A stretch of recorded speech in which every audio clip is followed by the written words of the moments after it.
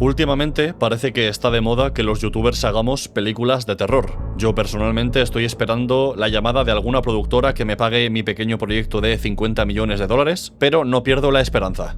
Iron Lang de Markiplier me gustó, una buena película con sus defectos de un juego mediocre, o sea que tiene mérito hacer algo bueno de algo malo. Shelby Oaks me pareció horrible, no recuerdo quién la hizo además, o sea que imaginad si me importó. Obsession me encantó, de las mejores películas de terror que he visto últimamente. Y The Backrooms de Kane Parsons, el creador de los cortos más famosos de terror de las Backrooms en YouTube, me ha decepcionado. Yo estoy bastante familiarizado con el mundo de las backrooms porque es un tema que me ha interesado desde que lo descubrí e incluso le he dedicado un vídeo, así que, como podréis imaginar, tenía ganas de ver la película. Habiendo visto lo que Kane Parsons era capaz de hacer con poco presupuesto y cortos en YouTube, estaba muy interesado en ver hacia dónde llevaba el concepto ahora que tenía muchos más medios, como actores profesionales, un equipo de grabación de última generación y mucho dinero, básicamente. Por desgracia, la película no me ha gustado. Tampoco me ha parecido horrible, pero es verdad que esperaba algo mucho mejor. Y si no mejor, al menos diferente. Si no la habéis visto o no os acordáis de la trama, os haré un resumen muy breve. La película sigue a Clark, un arquitecto depresivo que por falta de suerte o de talento para la arquitectura, ha acabado dirigiendo una tienda de muebles de temática pirata. Como Clark es un borracho y un insoportable, su mujer rompió con él y lo echó de su propia casa. A raíz de esto, empezó a ir al psicólogo, concretamente a la consulta de una mujer llamada Mary, que intenta hacer que Clark se dé cuenta de lo borracho y patético que es.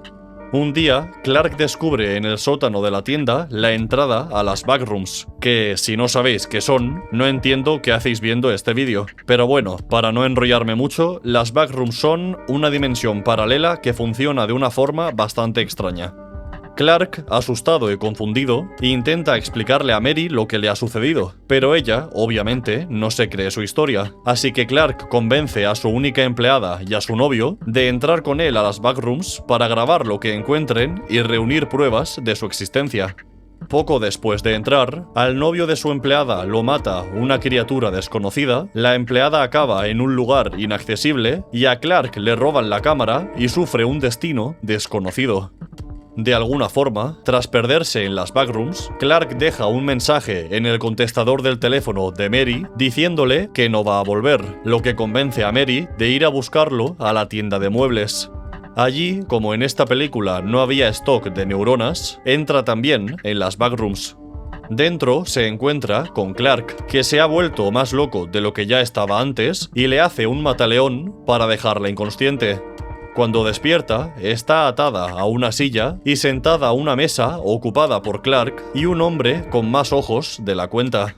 Entonces, Clark le explica que las backrooms son una imitación imperfecta de cosas que existen en el mundo real. Como dicen en la película, más o menos es como si ves a un perro por la calle e intentas dibujarlo de memoria. De ahí vienen tanto los entornos de las backrooms como las criaturas que viven dentro de ellas. Todo lo que vemos es una copia corrupta e imperfecta de algo real, incluyendo a las personas, si se les puede llamar así. Prueba de ello es el Clark gigante vestido de pirata que se carga al Clark de verdad y luego persigue a Mary. Mary logra escapar y acaba en las manos de Async, una empresa que se dedica a investigar y explorar las backrooms. En la conversación final con uno de los empleados, se da a entender que Mary, quizá, no pueda volver a su vida normal porque sabe demasiado. Y el plano final nos da a entender que como Mary ha entrado en las backrooms, ahora existe una copia de ella dentro del infinito número de pasillos y habitaciones que las forman. Antes de empezar a decir cosas malas de la película, diré las que me gustan. Así no me podréis llamar hater. Las actuaciones son tan buenas que a mi parecer están desaprovechadas. El apartado técnico y formal, o sea, la dirección de fotografía y el diseño de sonido, son impresionantes. Y la forma de representar las backrooms y su funcionamiento no es tan mal. Ahora vamos con lo malo. Lo que yo esperaba de esta película, que sé que seguramente no es lo mismo que esperaba todo el mundo, pero os lo cuento de todas formas, era una exploración profunda de las backrooms con un presupuesto acorde a la envergadura del proyecto. En cambio, lo que he visto ha sido un drama con elementos sobrenaturales que por intentar ser dos cosas a la vez, falla olímpicamente en ambas. Los actores de Clark y Mary lo hacen muy bien y consiguen que en algunos momentos me crea a sus personajes y empatice con ellos, pero están escritos tan superficialmente que la película parece un episodio piloto de una serie. Parece que vamos a tener 9 episodios más, donde ahondaremos en el pasado de Mary y en cómo evoluciona su carácter al enfrentarse a lo que le ha ocurrido en las backrooms, pero eso no va a pasar. En el resumen, he ignorado los flashbacks de su niñez porque ni siquiera sabía cómo enlazarlos con el resto de la trama. Su madre era agorafóbica y le impedía salir a la calle. Después, derribaron su casa, metieron a su madre en un psiquiátrico y ella se convirtió en psicóloga. Al igual que Clark, parece que está frustrada con su trabajo porque su DVD sobre superar los traumas no se vende, y ya. De Clark no hace falta hablar mucho, porque su evolución se resume en ser un capullo, volverse loco y morir. Al final parece que se redime un poco y recupera la cordura, aunque sea a medias, pero como se lo comen, pues tampoco me sirve. De nuevo, la importancia que se le da a los protagonistas aparta el foco del punto central de la película, que son las backrooms. Entiendo que Kane Parsons y la productora que lo ha respaldado querían llegar a todo el público posible, y lo han conseguido porque ya han ingresado casi 400 millones de dólares en todo el mundo. Pero a la gente como yo, que hemos visto los cortos de YouTube y hemos jugado a juegos inspirados en las backrooms, lo de intentar agradar a todo el mundo nos saca de la película. Pero bueno, vamos a ignorar el tema de los personajes por un momento. Al menos los monstruos de la película son buenos, ¿no? Pues tampoco. Primero, porque monstruos como tal solo hay uno, y es el pirata gigante. Los otros 3 son personas deformes que tampoco creo que supongan un peligro para nadie, y este parece un muñeco. Mi problema con el pirata es que da más risa que miedo. La idea detrás del diseño me gusta. Es evidente que quiere representar la faceta más oscura y dañina de Clark, como una caricatura de sus actitudes más violentas, pero está tan mal hecho que es imposible tomárselo en serio. Por muy alto que sea, un pirata hecho de plastilina no me da miedo. Cuando me enteré de que Robert Broboski salía en la película, me alegré, porque hizo del monstruo del final de Alien Romulus y daba un miedo impresionante. Es tan alto que da miedo hasta sin disfrazar, y aún así han conseguido que dé risa. Me daba más miedo sin los efectos especiales. Un abordaje más sutil del diseño, en vez de una máscara de silicona, habría conseguido un efecto más potente, pero esa es mi opinión. Y lo que más me molesta de todo esto es que la película se me pasó rapidísima. Sin contar los créditos, dura más o menos 1 hora y 43 minutos. Cuando acabó, no me lo creía. De verdad pensé que estaba viendo el primer episodio de una serie, y quizá eso habría sido lo mejor.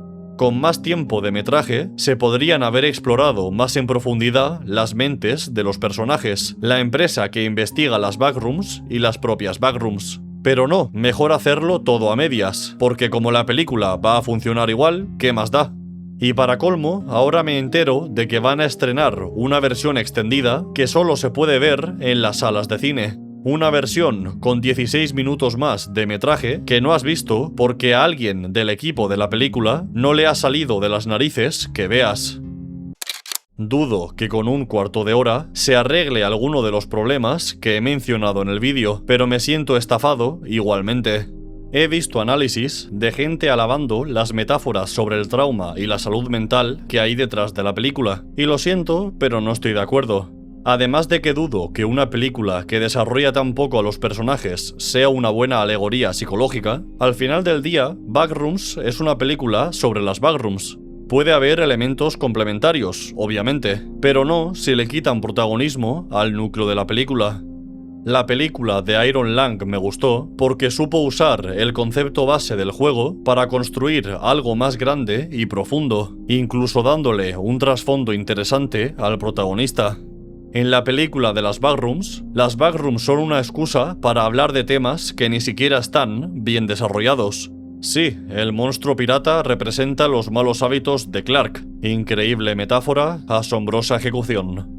Lo que más me decepciona de todo esto es que las backrooms, aunque estén un poco pasadas de moda, son un ejemplo de cómo un lugar puede dar más miedo que un monstruo. Y lo único que veo son monstruos y las mismas habitaciones una y otra vez.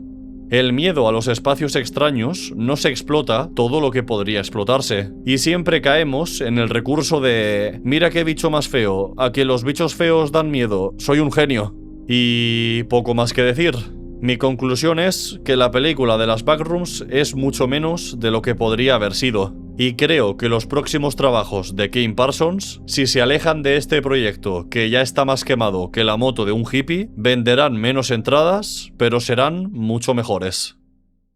Ahora el canal está patrocinado por Instant Gaming, una página donde puedes comprar claves de juegos al mejor precio. Todas las claves provienen de fuentes originales y fiables y se entregan justo después de la compra.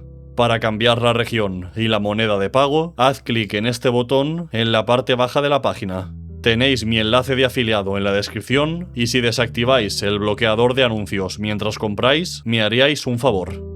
Te recomiendo que eches un vistazo a los enlaces de la descripción. Ahí tienes mi canal de Twitch, mi canal secundario de YouTube, donde subo gameplays comentados, mi Twitter, mi Instagram, mi servidor de Discord y mi canal de WhatsApp, donde aviso de la subida de vídeos y del inicio de los directos. Hasta la próxima.